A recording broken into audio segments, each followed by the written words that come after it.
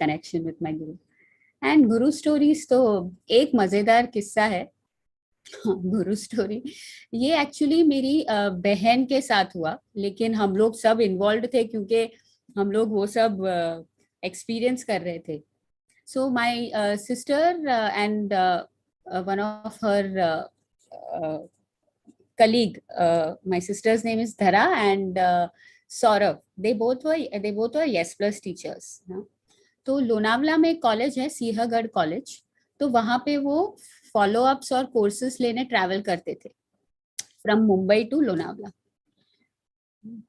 और क्या हुआ, वहां से निकले, लोनावला से निकलते निकलते लेट हो गया, फिर वो बस में बैठे तो बस ना 10 बजे पंचर हो गया. फिर they were in some like in a place where there was nothing on the road, फिर जब भी उन्होंने बोला कि कुछ भी नहीं है यहाँ पे, तो हम लोग सब डर गए थे.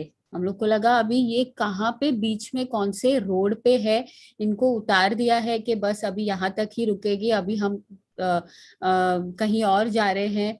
और there is no taxi, it was already 10 o'clock in the night, no commutation. So we were continuously on the phone with them.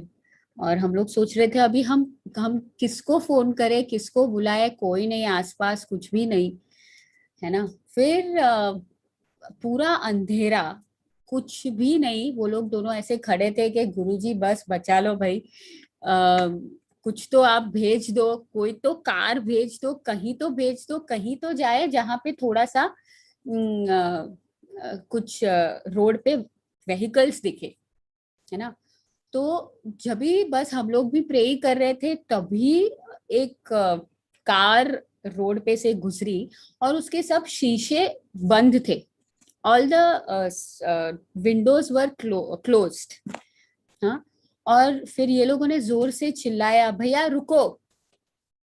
हाँ, तो सोचो अगर तुम इतनी स्पीड में जा रहे हो और तुम्हारे कांच बंद है, तो बहुत रिमोट चांसेस है कि आपको कुछ सुनाई दे.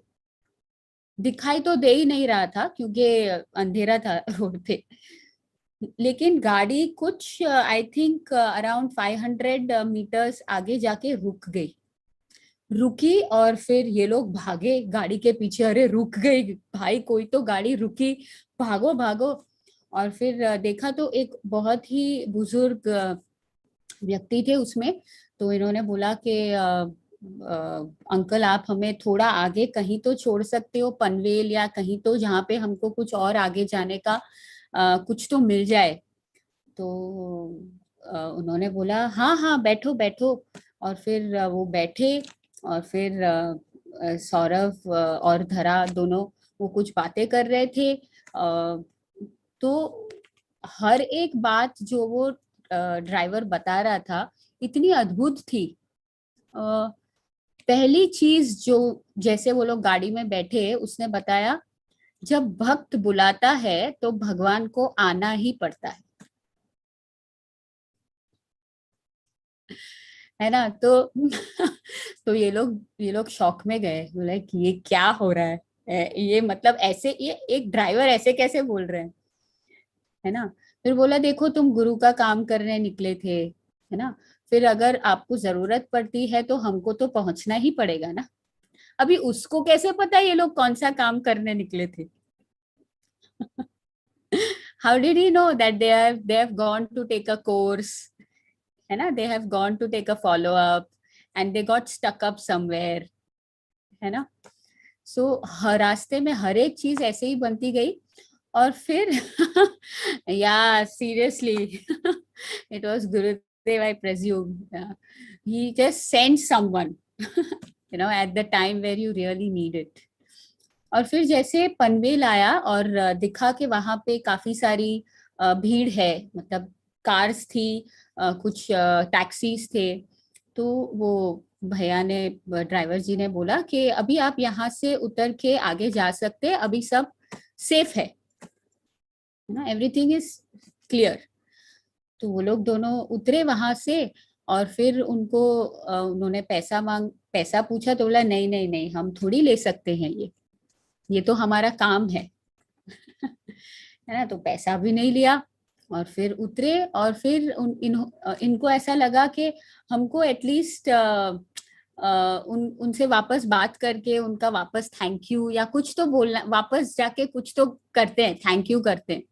तो बस वो गाड़ी से उतरे, है ना, और वो ऐसे सीधे जा रहे थे, गाड़ी पीछे थी, यहाँ पे गाड़ी थी और वो लोग ऐसे सीधे जा रहे थे, मुड़े ना, गाड़ी गायब।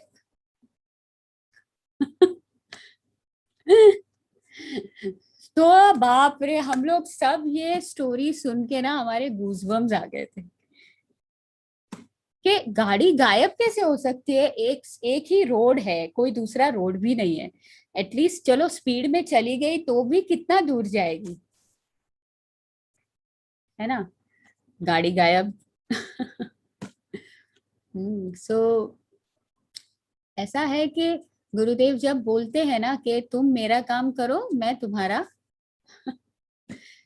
तो this really, we all have heard so many stories, but this was something, a personal story that had happened, and we were really so much in gratefulness के बाप रे,